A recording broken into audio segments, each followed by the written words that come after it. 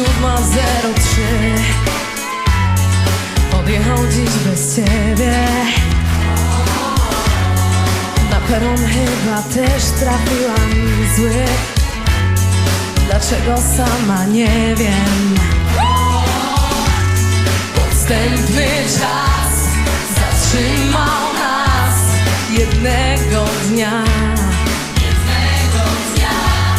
a my bez drogowskazów znaleźliśmy siebie i ja. I wszyscy tylko sobą chcemy tak po prostu dogonić marzenia. Hej, tylko te losy posłuchiwa. Nie przegap tego.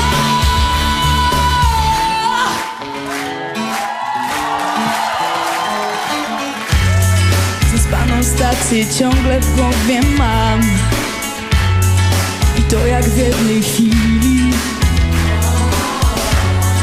Zegarki nasze takie sprytne dwa.